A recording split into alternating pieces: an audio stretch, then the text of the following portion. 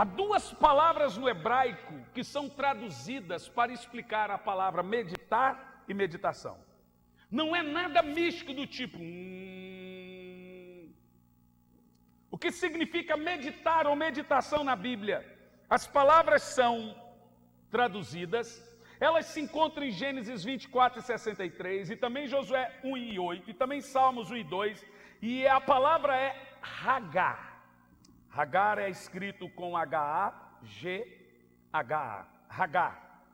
Dado o contexto desses versículos aqui mencionados, significa meditar, significa ponderar, imaginar, falar, refletir, estudar, expressar, articular e falar consigo mesmo.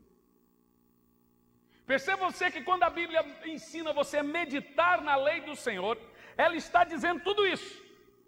Resumindo, a palavra meditar no grego significa ruminar. Ruminar é o ato que a vaca faz quando está comendo capim. Ela fica.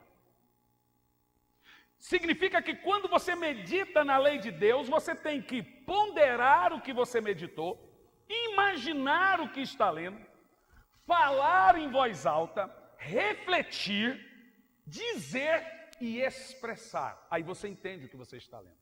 Perceba que a Bíblia não foi feita para ser lida, então, ela foi feita para ser estudada. Coisas como essas dá sentido, por exemplo, no outro sentido, no hebraico é ayak, que significa ponderar e conversar consigo sobre o que leu.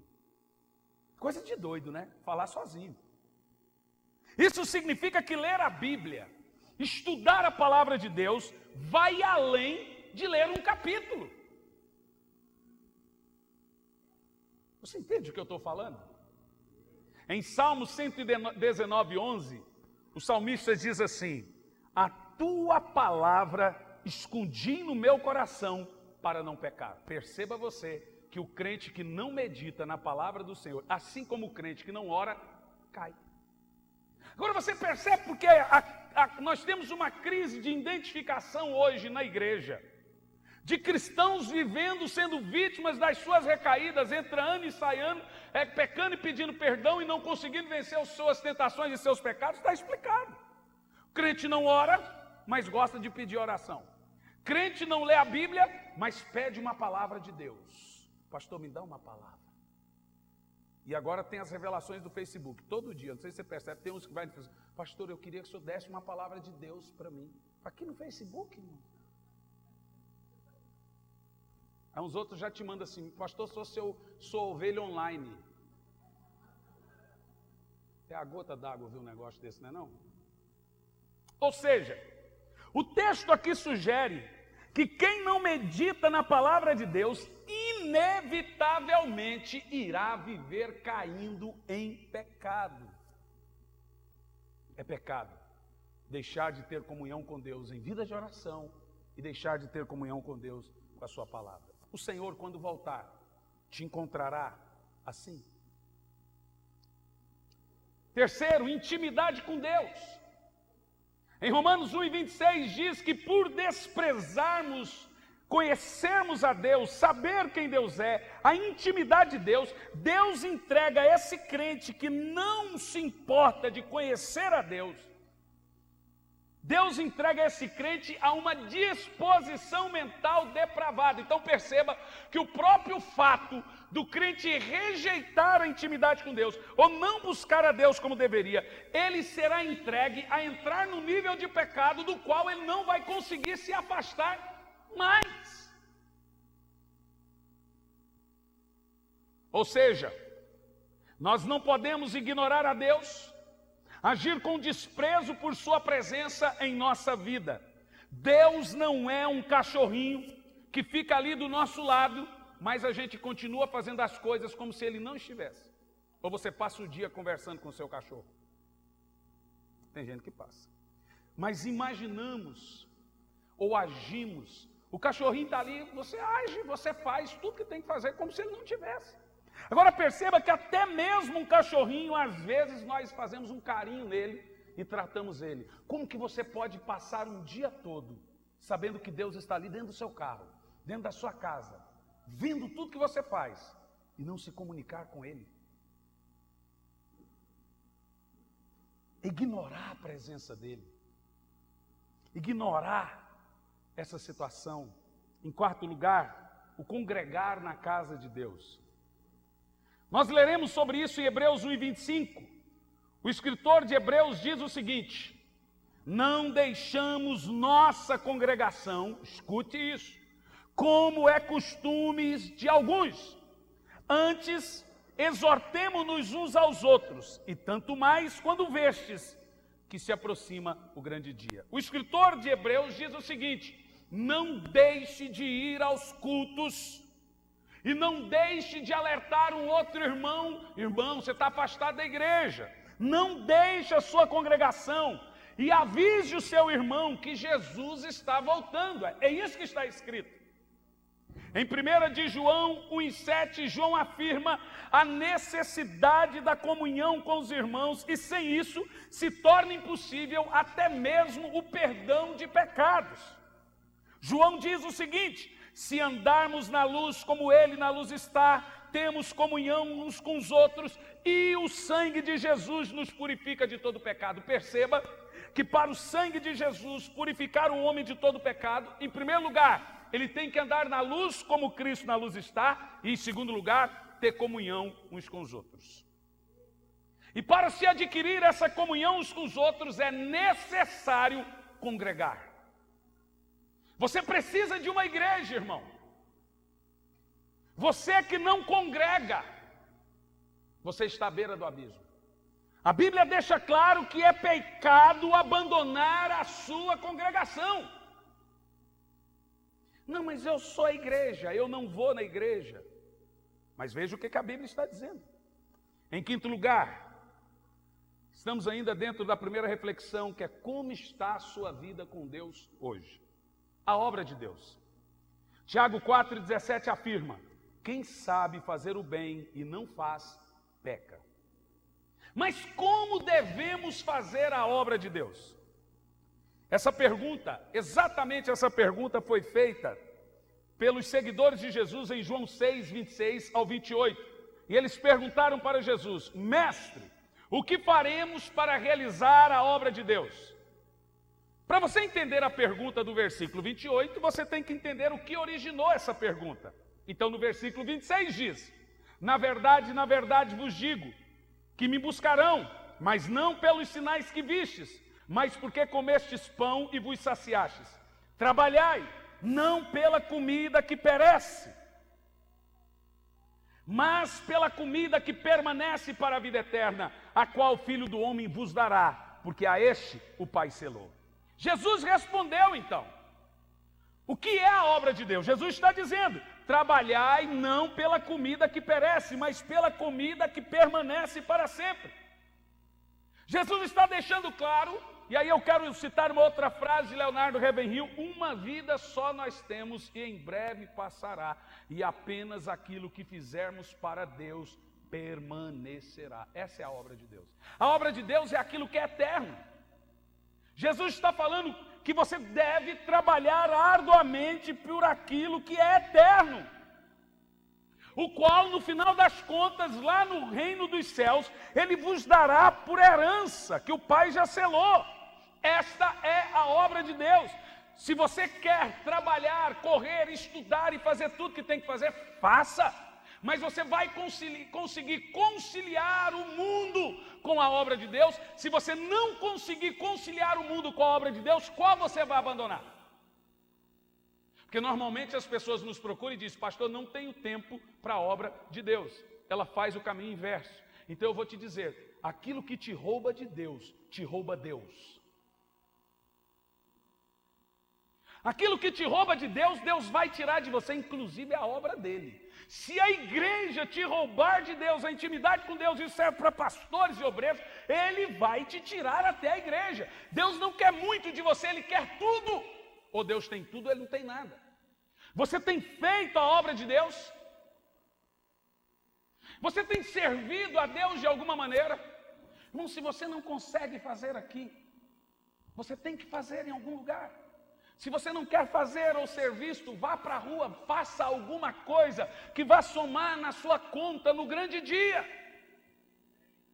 Jesus está dizendo: como está o seu trabalho na obra do Senhor? Ou você acha realmente que o Senhor te chamou para esquentar a cadeira, para ser membro? Senhor Jesus, o Senhor me salvou para ser membro da igreja. Jesus chama discípulos, e não números, dados. Ele te chamou para ser um pregador do Evangelho. No que se consiste? E Jesus responde: a obra de Deus é esta, que creais naquele por ele enviado. O que se consiste em crer em Jesus, então, se a obra de Deus é crer em Jesus? Basicamente duas coisas. Primeiro, a palavra crer vem da palavra grega epignosis, que significa pleno entendimento.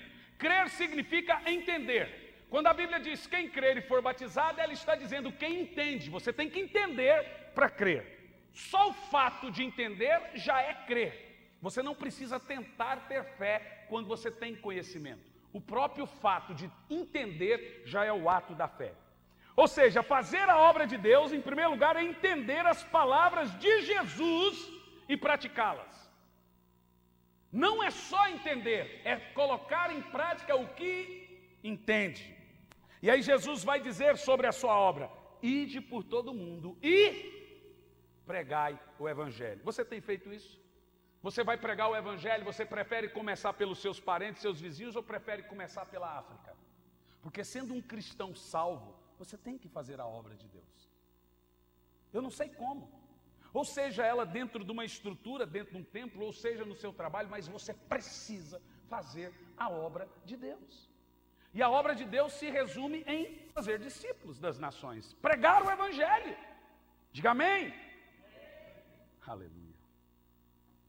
Em sexto lugar, buscar a santidade. Hebreus 12:14 diz: sem santificação ninguém verá o Senhor. A nossa comunhão com Deus se resume nessas coisas que eu estou te falando. A palavra santificação vem do termo grego agiazo, que significa separar o profano do sagrado.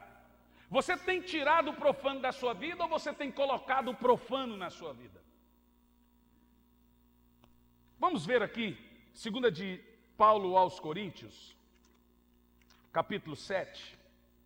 Se você quiser eu leio, você não precisa abrir. Vamos ver o que diz aqui. 2 de Paulo aos Coríntios, no capítulo 7, no versículo 1,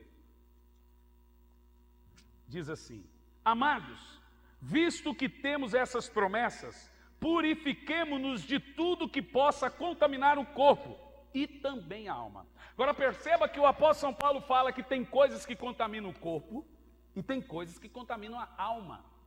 O apóstolo São Paulo vai dizer: aperfeiçoando a santidade no temor do Senhor. 1 de Pedro 1,16 diz: pois está escrito, sede santos, porque o Senhor vosso Deus é santo. Muitos dizem que Deus não exige perfeição de nós. Eu li um post na internet: Deus não quer que você seja perfeito, Deus quer que você seja sincero. Mentira. Olha o que Jesus fala em Mateus 5,48. Sede perfeitos, como é perfeito o vosso Pai Celestial. Você pode não ser perfeito hoje, mas você tem que buscar. Então essa conversa que Deus não quer que você seja perfeito é mentira. Jesus manda você ser santo e manda você ser perfeito. Pode não ser hoje, mas deixar que Satanás ponha na sua cabeça que você não tem que ser perfeito é mentira do diabo. A Bíblia manda você buscar a santidade e buscar a perfeição. Diga amém. Dentro desse primeira reflexão, se Jesus voltasse hoje, como ele me encontraria? De tudo que você ouviu, como está a sua vida com Deus? Sua intimidade, santidade, vida de oração, leitura da Bíblia, a obra de Deus. Jesus te encontraria, pelo menos tentando seguir o caminho certo, ou somente abandonando? Segunda reflexão, agora a coisa aperta, apesar que a primeira já aperta. Minha vida com a minha família, como está? A maneira com que eu lido com os meus familiares reflete em como eu estou intimamente com Deus. 1 de Paulo a Timóteo 5,8 diz: se alguém não cuida dos seus, especialmente os da sua família, tem negado a fé e é pior que o incrédulo. Seja honesto consigo mesmo. O incrédulo herdará o reino de Deus? Veja o que Paulo fala na primeira epístola aos Coríntios 6:9. Os incrédulos não herdarão o reino dos céus. E a Bíblia diz que quem não cuida da família é pior que o incrédulo. Você que é pai, você tem dado testemunho para os seus filhos, você cuida do seu filho, você dá tempo para o seu filho, você se preocupa com a fé dele, com a espiritualidade dele? Ou você é daquele tipo de gente que o filho fala, não quero ir na igreja, então não vai, filho.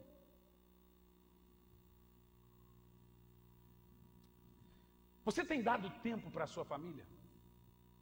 Nenhum sucesso vale o fracasso da família. Seus filhos têm orgulho de você? Você que é mãe, você cumpre seus afazeres de mãe, você limpa a sua casa, ou você é uma porca?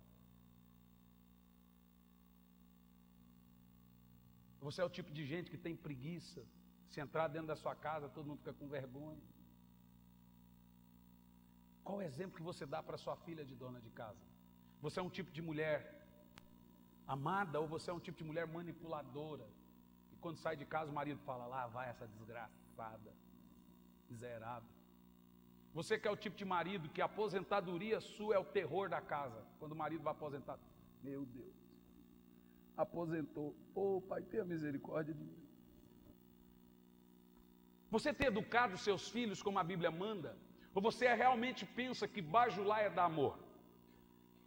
Você tem cuidado realmente da sua casa? Você se importa com seus parentes que não são convertidos? Você dá testemunho para a fé deles? Ou para a não fé deles? Você já percebeu que o mundo está de olho em você? Que o simples fato de ter um pai ou uma mãe convertida já significa que você deveria... Irmão, cuidado com o que vocês escrevem nos seus carros. Propriedade de Jesus. Eu vou te contar um testemunho. Eu estava em Santa Catarina, correndo para ir no culto. Parei na mão errada do sinal, eu tinha que entrar para a direita, eu estava no meio, tinha um camarada. Eu baixei o vidro do carro, olhei para ele e falei assim, posso entrar na sua frente? Todo mundo faz isso quando erra. Normalmente o que a pessoa educada faz? Claro. O camarada olhou para mim e disse, não. Falei assim, meu querido, se eu não entrar aqui agora, eu não peguei e me entrei. O camarada passou na minha, me fechou e quase atropelou uma criança. Quando eu vi, sabe o que estava escrito no carro dele? Dirigido por Deus. Falei, lá vai um crente. O que mais você vê é carros estacionados onde não deve ser, propriedade exclusiva de Jesus. O seu filho vê você estacionando seu carro onde não pode. Seu filho vê você furando o sinal, brigando no trânsito, falando palavrão, xingando, brigando com a mãe dele. Você tem se preocupado com a fé dos de dentro da sua casa, da sua família. A Bíblia diz que quem não se preocupa com os da sua família, você se preocupa com sua mãe que já está de idade, ou você prefere colocá-la no asilo? Você se preocupa com seu pai? Ou você agora acha que é um peso cuidar dos pais ou das mães? Você se preocupa com a sua esposa, com a saúde dela, com o bem-estar dela? Você, mulher, se preocupa com o seu marido? Ou você acha que ele é só uma mula para levar sustento para dentro de casa? Se você é o tipo de gente que não se preocupa com os da sua casa, a Bíblia diz que você é pior que o incrédulo. Como está a sua família? O Senhor te encontrará, em segundo lugar, preocupado com a sua família, preocupado com a salvação da sua família. Em terceiro lugar, e por último, como está sua comunhão com os irmãos? São 3 reflexões. Se Jesus voltasse hoje, como ele me encontraria? Primeira reflexão, como está a sua vida com Deus? Como ele encontraria você na sua comunhão com Deus? Segunda, como ele encontraria você com o seu relacionamento familiar? E em terceiro, a família da igreja. Como anda, agora vai apertar, a sua comunhão com os irmãos. Leamos 2 de Paulo aos Coríntios 12:8. O apóstolo São Paulo recomenda que os irmãos visitem uns aos outros. Pregar isso aqui no sul é uma crise, o povo não gosta de visita e nem de visitar. Olha o que Paulo fala, a 2 de Paulo aos Coríntios 12 e verso 18. Eu mesmo orientei a Tito para que vos visitastes, acompanhado de outro irmão. Porventura Tito vos explorou? Não, ministramos nós pelo mesmo Espírito, não seguimos juntos o mesmo caminho. Paulo orienta que crente visita crente. E para piorar, Paulo orienta que crente visita crente para comer e se alegrar e rir. Veja o que a Bíblia fala em Hebreus 12:14, nós já lemos, mas vale repetir. Segui a paz com todos e a santificação, sem a qual ninguém verá Deus. Agora veja esse texto em Romanos 12, no verso 5. Isso é interessantíssimo. Romanos 12 e verso 5. Paulo diz o seguinte.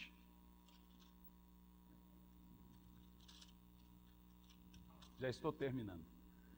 Assim também nós, embora muitos, somos um só corpo em Cristo e cada membro está ligado a todos os outros. Você é um comigo. Isso significa que quando você fala de mim, você falaria mal de si próprio? Somos um. A Bíblia fala, tendes comunhão uns com os outros, não é união. Agora, a palavra comunhão, ela sugere uma gama de situações. Isso significa que você tem que se reunir para ter comunhão. Isso pode ser no templo. No templo é muito difícil ter comunhão uns com os outros, porque aqui é o Senhor falando e você adorando. Para ter essa comunhão que a Bíblia sugere, só tem uma maneira: visitar uns aos outros. É uma ordem da Bíblia, inclusive, que crentes visitem uns aos outros. Eu não estou falando de panela. Na realidade, a Bíblia odeia essas desgraças chamadas panela. Tem crente que só visita um e um só visita outro. A Bíblia sugere que vocês combinem entre si, de se conhecerem e se reunirem para rir e para comer. Vamos ver? Abra sua Bíblia, rir e comer. Atos 2 e 46 e 47.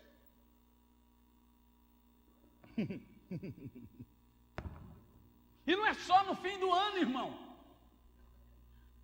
Olha o que diz a Bíblia. Vamos ver, a ordem do Senhor aqui é essa. E perseverando, unânimes, todos os dias aonde? O pessoal que não concorda com o templo. É aonde que eles se reuniam? Nos templos. E faziam o quê? Nos templos se perseveravam em oração e louvores. Mas nas casas eles faziam o quê? Partindo o pão em casa. O que eles faziam? Comiam juntos com alegria e singeleza de coração. Faça comida na sua casa para alguém. Vá na casa de alguém para comer. É a ordem da Bíblia. Tem gente que não visita ninguém e não é visitado por ninguém. Que tipo de cristão obediente ao Senhor você é? Você precisa ter comunhão com os irmãos. Você precisa, e não é para ir na casa dos irmãos para falar dos outros, é para se alegrar, é para sorrir, é para brincar, é para comer. O pastor Samuel gostou dessa parte. Quem mais gostou? Irmão, eu quero que a gente melhore isso. Isso é uma ordem da Bíblia. E perseverando unânimes todos os dias no templo e partindo o pão em casa, comiam juntos com alegria e singeleza de coração. O que faziam? Louvando ao Senhor e caindo nas graças do povo.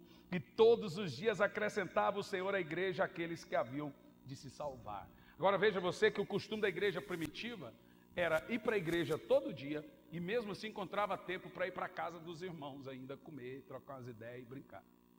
E esse povo não trabalhava? Claro. Claro que trabalhava. Isso, aqui o que nós lemos é para os que pensam Que igreja não é ir no templo, é também. Nós temos aí uma gama de pessoas que dizem que igreja... O pessoal fala assim, eu não vou na igreja, eu sou a igreja. Que bobinho, não lê a Bíblia. Se chama um movimento chamado igreja orgânica. Só se reúne nas casas. Isso, a pessoa é tão egoísta, tão egocêntrica, que ela não consegue mais se acertar numa igreja, porque a igreja é tão defeituosa para ela, que ela prefere então agora se isolar em casa e falar, eu vou servir a Jesus em casa. Ela está descumprindo a Bíblia. Porque a Bíblia sugere que você tem que ter comunhão uns com os outros. A Bíblia sugere que é nas acertadas arestas ali, ferro com ferro, que o crente vai sendo lapidado até chegar à imagem semelhante de Cristo. Um irmão é uma escola de caráter para outro irmão. É lidando com os irmãos na igreja que a gente aprende a perdoar e relevar os erros uns dos outros.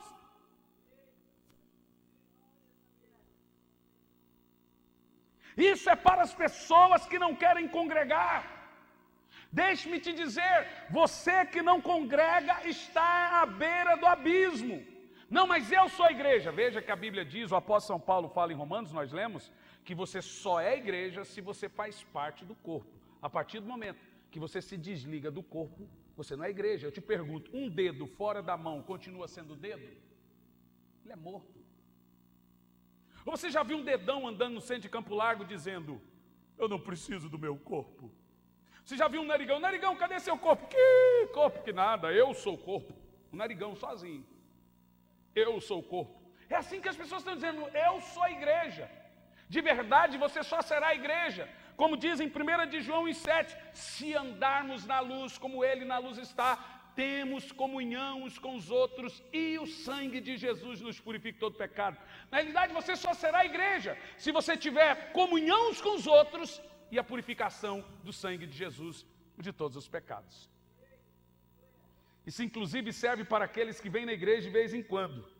A Bíblia sugere-nos termos comunhão com Deus em casa, termos comunhão com Deus no templo, termos comunhão com os irmãos no templo e termos comunhão com os irmãos nas casas. Dentro dessa mensagem breve e reflexiva, cheia de detalhes, quando a gente fala de sermão expositivo, é isso aqui, viu, gente? Rápido e objetivo. Eu quero te perguntar, se Jesus voltasse hoje, como ele te encontraria dentro do que você ouviu? No que você precisa melhorar para 2015? Nós vamos orar, temos 15 minutos. Eu quero que você se lembre do que você ouviu e proponha ao Senhor mudanças. Mudanças no seu relacionamento com Ele, o vertical. Mudanças nos seus relacionamentos horizontal, com família e com os irmãos. O que você precisa melhorar, Johnny? O que você precisa melhorar como um pai de família, como um filho? O que você precisa melhorar como ovelha? O que você precisa melhorar como membro do corpo de Cristo? O que você precisa melhorar? A sua intimidade com Deus. Se Jesus voltasse hoje, como o texto foi lido, como ele te encontraria?